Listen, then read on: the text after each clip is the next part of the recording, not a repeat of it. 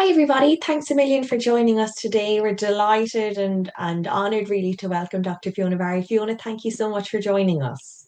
Thank you for having me on, Una. Delighted to touch base and fit us into your never-ending schedule of different activities and all the involvements that you're involved in. So we're just thrilled to have you on for as much information as possible that we can deliver to parents and teachers and students, and hopefully move things through with moving into neurodiversity and Dyslexia Awareness Month, and tips for the practical day-to-day aspects. So do you want to give maybe the listeners a little bit of overview, Fiona, as to, the area that you're involved in, or the background to how you've ended up in the space that you're in, just for first time listeners? Absolutely.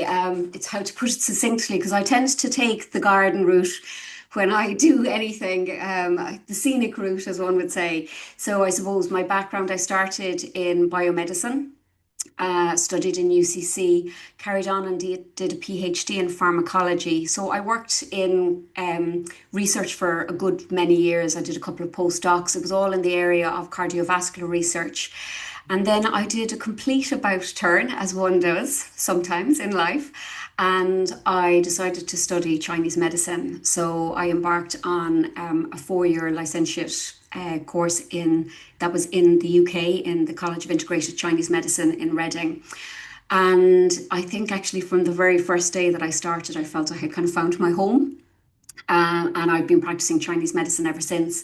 So I have a large clinic here in Cork, based out by the Poshdon stores, out on just the edge of the Bandon Road there, where I practice. It's primarily, I'd say, women's health. That's really because it's primarily women who come to see me. I do see men as well, and I love the diversity. That's what I do. I love the diversity of what I do.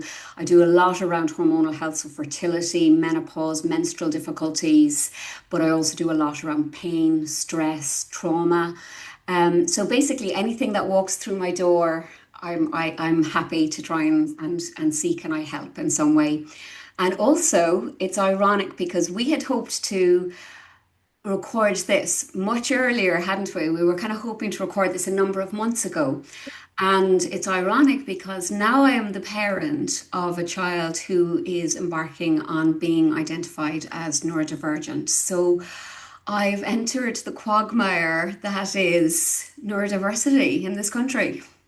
Amazing, amazing. And it's so fascinating to have been in a space that you've been in, Fiona, and then take those maybe wellness routes, or those, as you say, off the traditional path. And I suppose we'd be very much an advocate of obviously students and families and parents looking after their well-being and that day-to-day logistics. And as you can imagine from your own experience now, having a neurodivergent slant, let's say, often that piece maybe isn't as important, or maybe takes an extra few layers or an extra bit of time to orchestrate. So maybe for any of our listeners, Fiona, either from an adult or even a student perspective, where maybe they could start if they're struggling with, as you mentioned, kind of hormonal health or stress, or anxiety based. I know that's a very broad question.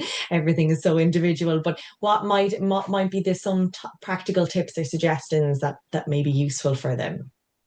I think first is probably identifying it. Life is so busy now and there's so much going on for us. Often we don't stop to check in with ourselves. So I think there's many people who are walking around completely in overwhelm, potentially even in burnout, and they don't even realize it. And some kind of, I suppose, things to look out for would be like emotional signs would be things like anxiety and stress, maybe frustration, feeling isolated, struggling, maybe like cognitively, you might find that you're struggling to make decisions, you're procrastinating, you might have difficulty concentrating. And then you have physical signs, which would be things like fatigue, maybe changes in sleeping pattern, you're struggling to get to sleep, you're struggling to stay asleep. And then you'll have behavioral signs as well, kind of things like it could be overeating, it could be withdrawing, it could be like disruptions in your routine. So I think identification, can be the very first thing. As I said, we are so distracted and there's so much going on in our lives. And we are completely at the behest of, the thing that's sitting right next to me now. this, where we are constantly on.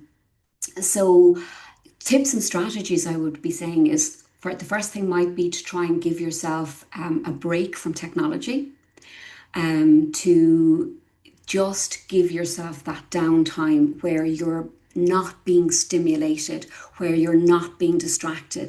So any sort of electronic device, I'm even talking TVs, because look, Mm. what are we all doing, kind of Netflix and chill, we're all binge watching stuff. So that if you can even carve a couple of minutes into your day. Now, obviously, if you're dealing with children, particularly if you have neurodivergent children where there are going to be extra burdens on your time and on your mental resources and your physical resources, it might be that you have to layer it on top of another task you're doing. So it could be while you're having your shower. So you're in the shower, and I would just say is just pause and actually think, okay, I'm just going to take a couple of deep breaths here. I'm going to check in with myself. So first of all, it might be focusing in just on your breath and slowing it down, breathing in through your nose, maybe for a count of 4, breathing out through your mouth. Doing that for even 1 minute, and then checking in with your body and doing a little scan. How do I feel today? Where are my energy levels today? What do I feel I can manage today? And if we can start the day like that on the right foot, where we've slowed ourselves down, even for that minute or two. And as I said, it could be literally when you're sitting on the toilet, it could be when you're in the shower. But you can then maybe tailor your day according to it, because you might say, okay, today is actually, I feel quite physically fatigued. So I'm not going to clean the house from top to bottom. I'm just going to focus on emptying the dishwasher and getting a meal prepared. And that's it. And that's good enough. So that would be so kind of body scans, using a little bit of breathing, a bit of mindfulness. Journaling can be great, but I'm very wary in the tips I give, because I can nearly see people or hear people on the other end of this going, "Feck's sake, I don't have time for that," and it could be driving the car. So again, it can be just checking in. Or you could, it might be that your child says something to you and you find you're biting back, and that might be time to go, okay, I'm very irritable today. What's that based on? Maybe I didn't have a great night's sleep. So it might be saying, okay, I'm not going to watch that episode of Traitors tonight. I'm going to go to bed an hour earlier. Exactly. It's so great, Fiona. And as you say, you can hear almost people being like, I don't have the time, but it's also about maybe reframing and then relooking at what one is spending their time doing, and if we're getting the most out of it, as you say, less tech time, that also includes TV and screens, so it's really good to repivot how maybe from an adult basis one can look after themselves first, and then hopefully be able to provide that additional support then at home in that instance. And then maybe that parent aspect, or even teachers listening in, and in that kind of caring mode of trying to help and support maybe a younger child, or a student, what might be the useful aspects that you've learned, Fiona, that can be implemented in those times where things just aren't going well and everything is not going along the path that we'd like it to go on. And I would say I'm in that place right now, and I find I am completely overwhelmed, because I'm currently in a position where I am, first of all, trying to educate myself about neurodiversity, the aspects that have been mentioned, potentially autism, most likely ADHD. So I'm trying to navigate all of that and educate myself, while at the same time trying to navigate the actual system. Okay, so what resources do I need to look for? What do I need to implement? Where do we start? Who do we go to? And I'm coming at this from a place of where I'm divorced. So, I mean, my child's father is very involved in his life, and we mightn't have been great with each other, but we're very good when it comes to parenting.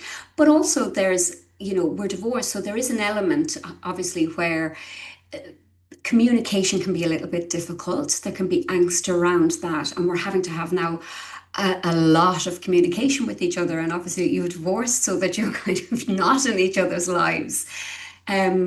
So essentially kind of in one side of it, I'm a single parent because we co-parent. So in other words, we do kind of week on, week off.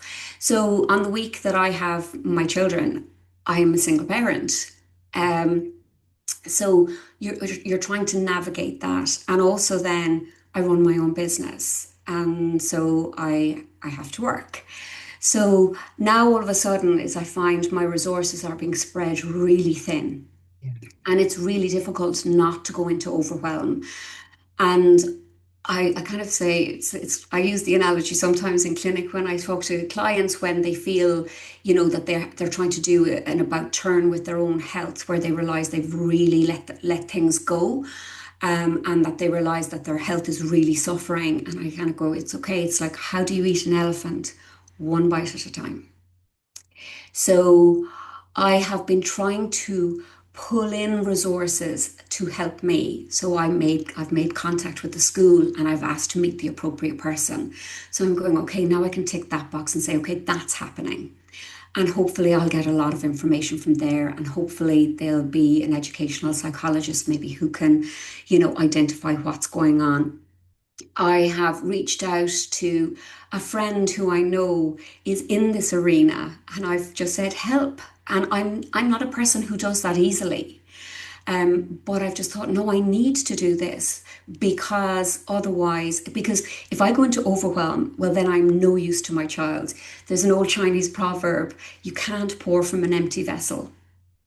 Um, and so I guess that's where I've tried to start is I've now tried to start to pull in all the supports I can. My child is currently going for counselling, so I try to go back to the counsellor, seeing a psychotherapist. So I try to have discussions with the psychotherapist to see, what is he seeing, and also and what strategies does he think I should put in place. Communicating. Now my child is a teenager, so I'm communicating. So I am saying, what are your needs? Where where can I help you? How can I help you? What in my behaviors are, pardon my French, but pissing you off, So we're trying to identify that. And I think often we forget to ask. We make assumptions, and we do this all the time. We do them in our relationships, in our parenting, in our social interactions. We make up stories or we make up assumptions in our heads because what we do is we base how somebody's going to respond to something on basically what we want ourselves or what we like, or maybe our experiences with other people. So, I've realized actually that the way I would approach something, say it approaches chore or something like that, is totally different. It's like oh my God, it's like chalk and cheese compared to the way that my probable neurodivergent child will approach it. So I have to honor that. So I think that's a huge learning for me at the moment. And I think the thing I have started with actually, so I've done this in an arse about face, really. So that what I should have really started with, the first thing actually I did was I took a step back and I thought, okay, I have to start with me. So the first thing I implemented was self-care. So I am now making sure that I'm going to bed that bit earlier because now I not only have my work day, but I am liaising with different people, with GPs, with the clinical psychologist, with the educational psychologist. So I have to have the wherewithal, I have to have the mental and cognitive capacity for that. So I'm trying to get more sleep. I'm also aware because I'm now very worried that my sleep is disrupted. So I'm trying to give myself a little bit more space. I'm trying to give myself a bit of grace with that.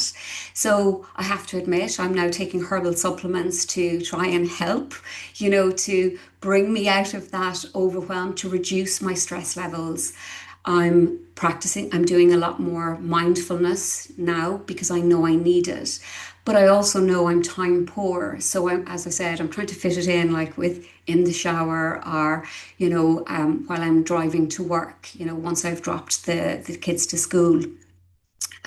So rather than focusing on some now actually funnily enough, Una, I'm nearly appreciating if I'm delayed a bit in the car because I'm utilizing that time. And it could be actually that I'm listening to a podcast or an audible book about neurodiversity. So what I'm doing is I'm utilizing that time to expand my knowledge. to try and, I suppose, again, remove myself from that overwhelm so that it doesn't all seem so new.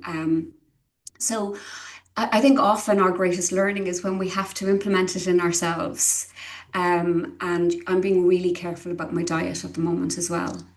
So making sure that I'm eating really nourishing foods. And I know people might find it bizarre, but actually, for my breakfast this morning, I had some bolognese.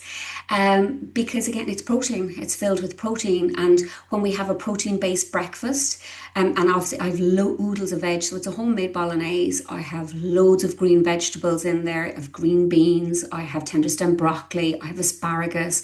Then I have peppers, I have onions, I have garlic. It's all in there. So I have loads of antioxidants. There's good quality meat in there for my protein. There's loads of vitamins and minerals because it's all homemade. And also what I'm doing is when we have a protein-based breakfast is we are balancing our hormones. Um, that's a huge hack that I would have for people is stay away from carbohydrates for breakfast, have proteins. If it freaks you out, the idea of having some sort of dinner for breakfast, I would say eggs, if you're okay with them, are fantastic. And again, they're so versatile the way you can cook them. So mostly, to be honest, what I would be having is I would be having an omelette with 3 eggs in it. And I would add different fillings to that. So some days it might be sun-dried tomatoes and baby spinach leaves. Another day it might be peppers, onions. Another day it could be something like smoked salmon and chives or something like that. And it's like I find, the more you do something, the faster you get at it. Like I can do my omelette faster than my mum can do her porridge. you know? So yeah, that would be another thing I would say. So self-care and getting a break, if you need a break, ask a family member, if you have kids, just say, look, reach out and say, I really, really need a break. And that could be a break for where you go to a cafe and you just sit and have a cup of coffee for yourself. It could be a break where you go, I love a pedicure. Like that's my go-to. I completely relax when I'm having a pedicure. So, it's trying to build those things, and that's obviously not going to happen every day. But, again, it's even the anticipation of kind of knowing, at the start of the week, oh, on Friday or on Saturday, I'm going to get those 2 hours to myself while somebody else minds the kids. You have that. That's a dopamine hit in itself, that anticipation of that's something nice. So, yeah. Completely. Thank you. There is loads in there, Fiona, for us to unpack. Firstly, I really would like to say thank you so much for your honesty, because it's really great when people share their own personal experiences, but don't sugarcoat them either. It's great that you're so honest and open and sharing the things that are currently going on for you. This also isn't in a past context, and these are real life examples that lots of thousands of people I'm sure are going through the world over. But there's the masking element, as we know, when we all go out to the world and pretend, and then there's a struggle behind the scenes, and you hit such a fabulous topic of maybe those initial stages can last for everybody, to a different period of time, but kind of maybe pre-assessment and assessment, and as things settle, and that obviously is a huge change time for lots of parents and for the student and for families, and getting the right guidance and going down the right path at that stage is very important. And And sorry, one of the things that has really struck me, and again, because I think this is going to be a universal experience, I think for any parent, um, and even any child, like what I find is that my child has been feeling, I'm going to use his exact words, and I'm going to really put a caveat in here. I am going to use an expletive. What has come out is he had said he has always felt he's been a fuck up. And so this journey that you take, I'm sorry, I might get emotional about this because it is extremely emotive, but this is a whole family thing. So you've got the child on the one side who is struggling with how they're experiencing the world and their life. And you're there as the parent. And honestly, I had an amazing conversation yesterday with a psychologist, and actually she said something really profound because she said, I can hear the overwhelm. And she said, I want you to just to say to you, you're doing a great job. And I just burst out crying. I so needed to hear that. I told her I was struggling to take it on board because what's going around in my head, because this is so new, is like, oh my God, I'm a complete failure. Like I've completely failed him as a parent. You know, where was I at? Where was my head? Oh my God, here I am. And in what the business that I have, which is in health and helping people, I'm going, oh my God, I've been helping all these other people, and my own child was suffering. How did I not see it? So, and I would say then that in itself can be so overwhelming, it can completely paralyze you. And then you have to take a step back. So I really needed that to be said to me yesterday. Even though I struggled with it, hearing it, it made a huge difference. So I would say for anybody who is outside, maybe, or the sister or the brother or the aunt or the uncle or the grandparent or the friend of a parent who is dealing with, having a neurodiverse child, or going through, or having just discovered that, or if they are in contact with the person, or they have contact with the person who is the neurodiverse person, who has the neurodivergency. I would say, reach out, support that person. They really need it. And the more support structures that can be put in place, be it within the family, be it within the community, be it within the school, the better. And, for the parent, I would be saying, lean on all of those people, you know. And the other thing is be honest with where you're at. So, yeah, yesterday, there were days, and there were parts of the day where I was genuinely really struggling. And the other thing was when, we talk about compassion for others, I would say start with yourself, have some self-compassion. And I realized actually that's what I realized when the psychologist said that, was I was actually being really tough on myself, and that wasn't helping the situation.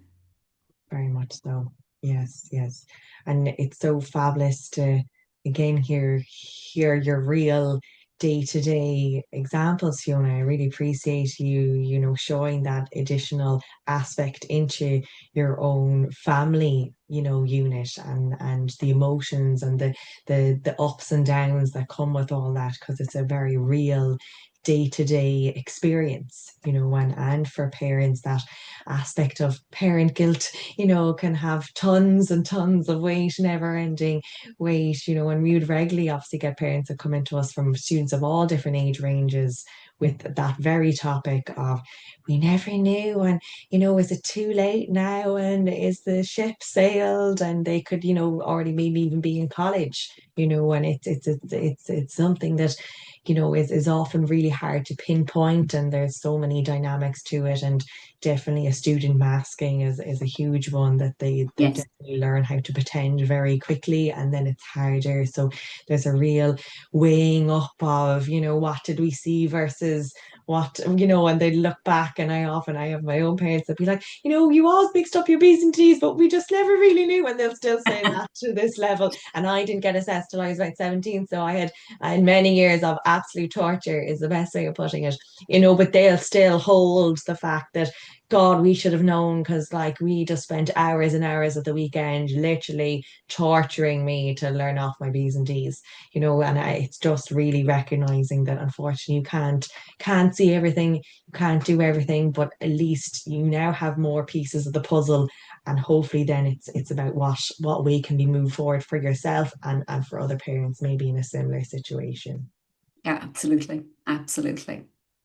And if Fiona, if people would like to reach out to you, to your very busy, never-ending role, I'm sure there's many parents and all aspects that maybe we'd like to touch base with you, either at a professional level or in a different context. Can they reach you at a particular social media or website, or how best would somebody get in contact with you if they'd like to connect?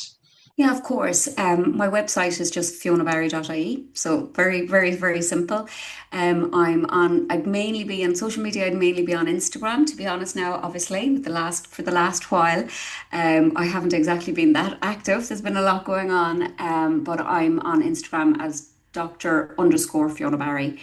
And actually, Una, with what I do with the Chinese medicine, and again, what I'm learning is with something like ADHD, it's all about the nervous system and regulating the nervous system.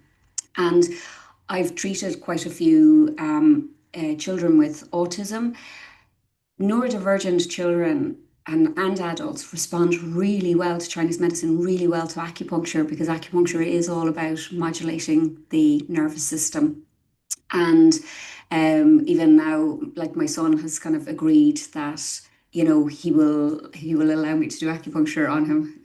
I'll tell you, that's only taken about 15 years, but anyway, to convince him. But anyway, um, and I think it's kind of recognizing, I suppose, what alternative medicines, and I hate the term alternative, I would say traditional medicines, what they can offer. So acupuncture, Chinese herbs, I have him on Chinese herbs, like, and I see the difference in Mm. him. He will tell me about the difference because what we're doing is everything I'm giving him is helping to regulate his nervous system, um, so that he can remain more focused in like environments like school and yeah, those sort of kind of particularly school, I suppose, where you've got large groups of people where you've a lot going on, there's a lot of distractions. Sleep would definitely be an issue. So again, we're working on that. Um, so there is an awful lot that can be done. Again, like a good diet, and I know particularly with kids who have autism, diet can be a huge, huge, huge area for them. They because you've got the whole texture side of things that sort of sensory issue. They tend not to like things like vegetables. They go for things like, when I see parents in general, it's like, oh yeah, he'll eat, toast or, Nutella sandwiches, or it'll be sausage rolls. It tends to be Exactly. highly processed foods. It tends to be a lot of carbohydrates. And one of the reasons for that is that glucose is the energy source for our brain. So therefore, when you've got a high functioning brain, and also then we have, glucose, we also from the sugary foods, we get that dopamine hit.